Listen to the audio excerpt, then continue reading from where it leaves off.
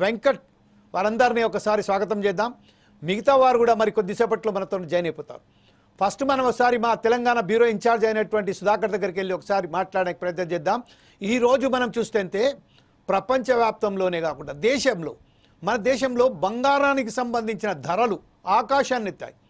అంటే ఇప్పుడు ప్రస్తుతం మనం చూస్తే దసరా వెళ్ళిపోయి, దీపావళి వెళ్ళిపోయి, సంక్రాంతి వెళ్ళిపోయి, అయినప్పటికీ ఈరోజు ధరలు ఇంత ఆకాశాన్ని అంటడం వారికి దానికి సంబంధించిన మీరు దగ్గర ఉన్న సమాచారం ఏంటి? అసలు వాస్తవానికి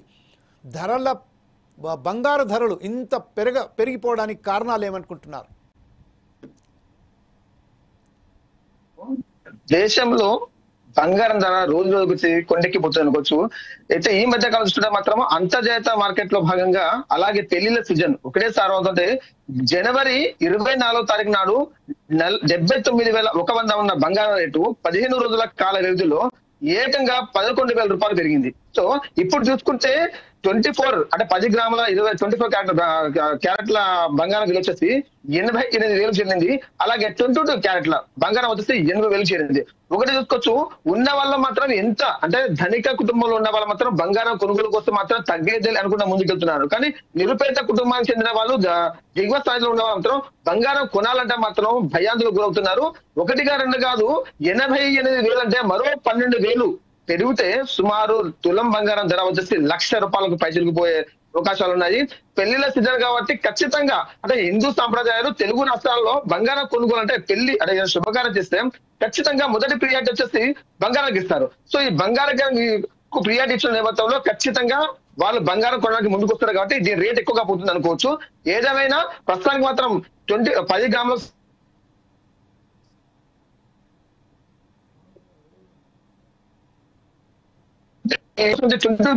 క్యారెక్టర్ బంగారం వచ్చేసి మాత్రం 80,000 పలుకుతుంది.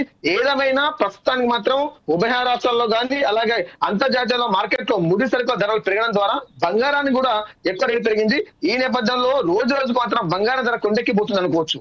ప్రస్తుతం ఏదైతే ఉన్నదో ప్రపంచవ్యాప్తంగా ఎవరైతే డొనాల్డ్ ట్రంప్ అధ్యక్ష పదవి చేపట్టిన తర్వాత ప్రపంచవ్యాప్తంగా ఏదైతే వాతావరణం అంటుందో ఇక్కడ గాజా మీదకి సంబంధించిన గాజాను ఆధీనంలోకి తీసుకుంటున్నాము, పనామా కెనాల్కు సంబంధించింది దాని మీద మేము పూర్తిగా ఆధిపత్యం కొనసాగిస్తాము, మెక్సికో ఏదైతే ఉన్నదో మెక్సికన్ ఓషన్ ఏదైతే ఉన్నదో దాన్ని అమెరికన్ ఓషన్గా తీర్చిదిద్దాము, అలాగే యుక్రెయిన్ రష్యా వార్లకు సంబంధించింది కానివ్వండి, గజాకు సంబంధించిన స్ట్రీట్ కానివ్వండి, చైనాకు సంబంధించిన సుంకాలు విధించడం కానివ్వండి, కెనడా మీద సుంకాలు విధించడం కానివ్వండి, భారతదేశంపై సుంకాలు విధించడం కానివ్వండి, ఈ విషయంపై ఈ ప్రభావం బంగారు ధర మీద కూడా చాలా పెద్ద ఎత్తున పడ్డట్టు. అంటే డాలర్ విలువ పెరిగిపోతుంది, రూపాయి విలువ తగ్గుతూ వస్తున్నట్టుగా మనకు వస్తున్నది. ఈ నేపథ్యంలో ప్రస్తుతం ఏదైతే మన భారతదేశానికి సంబంధించిన రూపాయి ధర చాలా వరకు పడిపోవడం కూడా దీనికి ఒక కారణం అని చెప్తున్నారు. ఈ విషయంపై మీరు ఎలా గ్రౌండ్ రిపోర్ట్ మీరు ఎలా స్పందిస్తారు? డాలర్ విలువ రోజు రోజుకు పెరుగుతుంది. మన రూపాయి విలువ వచ్చేసి రోజు తగ్గుదల పట్టడం ద్వారా బంగారం కొనుగోలుకు అంటే ఉభయ రాష్ట్రాల తెలుగు రాష్ట్రాలు చూస్తున్నా మాత్రము ఖచ్చితంగా మన భారతదేశంలో బంగారం రేటు రోజులు పెరిగిపోతుంది. ఎందుకంటే ఇప్పుడు మన ఎగ్జాంపుల్ చూసుకుంటే అమెరికా కానీ చైనా కానీ వేరే దేశాలు దుబాయ్లో కానీ అక్కడ జీవనం కోసం వెళ్లే వాళ్ళు ఇక్కడ ఉన్న బంగారం రేటు రోజు పెరిగిపోవడం ద్వారా ఖచ్చితంగా మనకు బంగారం కావాలి. అక్కడి నుంచి చాలా మంది ఆ బంగారం తీసుకొని వస్తున్న నేపథ్యంలో ఎయిర్పోర్ట్ లో ఎంతో మంది వాళ్ళ పట్టుకునే రకాలు ఉన్నాయి. ఎందుకంటే వేరే దేశాలను చూసుకుంటే మాత్రం భారతదేశంలో బంగారం ధర అంటే రూపాయి పతనం కావడం ద్వారా మన రూపాయి విలువ పతనం కావడంతో వేరే దగ్గర ఉన్న వాటికంటే మన దానికి వచ్చేసి బంగారం విలువ రోజులు పెరిగిపోతుంది. ఈ నేపథ్యంలో వేరే దేశాల నుంచి మన భారతదేశం పోల్చుకుంటే ఖచ్చితంగా నష్టం వాటిని అనుకోవచ్చు.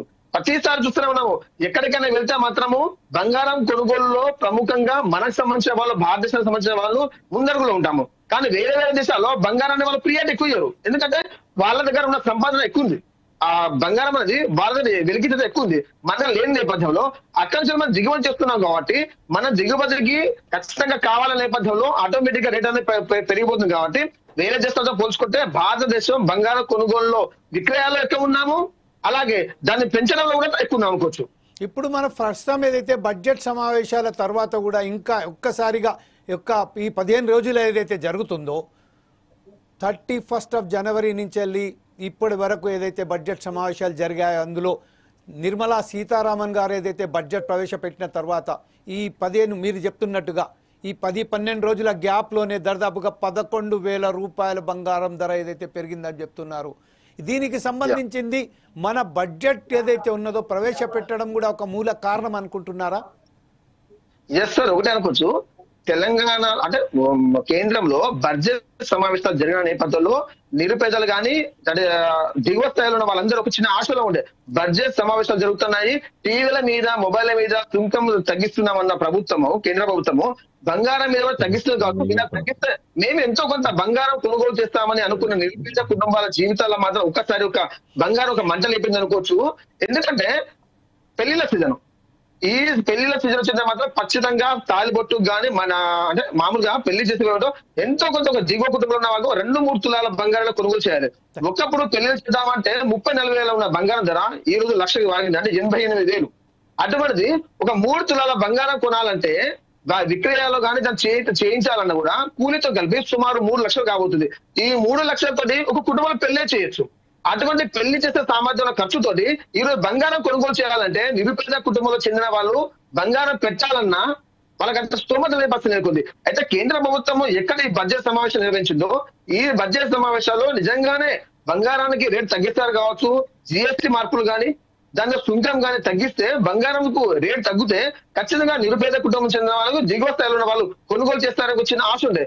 కానీ ఆశలు మొత్తం నిరాశలు అయిపోయి కేంద్ర ప్రభుత్వం బడ్జెట్ సమావేశాల్లో ఈసారైనా ఈ బంగారం ధర తగ్గింపులో ఏమైనా సుముఖంగా ముందుకుంటే మాత్రం నిరుపేద కుటుంబాలు చెందే వాళ్ళకి ఎంతో కొంత బంగారం కొనుగోలు చేయడానికి అవకాశం ఉంటుంది. కానీ 87,000 రూపాయల అంటే 24 క్యారెట్ల బంగారానికి 88,000 ధర పలుకుతే 22 క్యారెట్ల బంగారానికి మాత్రం 8,000 పలుకుతుంది. సో రోజు రోజుకు దినసరి మొత్తం దీని రేటు పెరుగుతూనే తప్ప దిగువ స్థాయికి రావడం లేదు.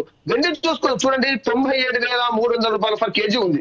అంటే మరో 2,300 రూపాయలు పెరిగితే సుమారు కేజీ వెండి ధర 1,00,000 రూపాయలు ఉంది. అంటే రోజు రోజుకు వెండి కానీ పసిడి కానీ వెండి కానీ ధర రోజు రోజు పెరిగిపోతున్నది. ఇలా పెరుగుదల పోవడం వల్ల ఉభయ రాష్ట్రాల్లో కానీ భారతదేశంలో కానీ ఎవరైనా వస్తువులు కొనుగోలు చెందామంటే మాత్రం భయాందోళనకు గురవుతున్నారు అనుకోవచ్చు.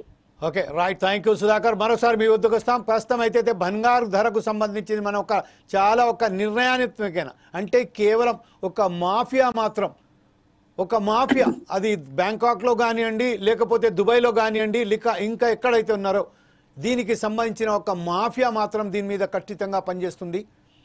డాలర్ రేటు పెరగడానికి అలాగే బంగారు రేటు పెరగడానికి దీనంతకి కారణం ఒక మాఫియా అనేది వరల్డ్ మాఫియా, వరల్డ్ బ్యాంకుకు సంబంధించిన వారికి సంబంధించిన ఒక ఎవరైతే ఆధిపత్యంలో ఉన్నదో ఆ మాఫియా మొత్తం దీని వెనకాల పనిచేస్తున్నట్టుగా మనకు తెలిసి వస్తుంది.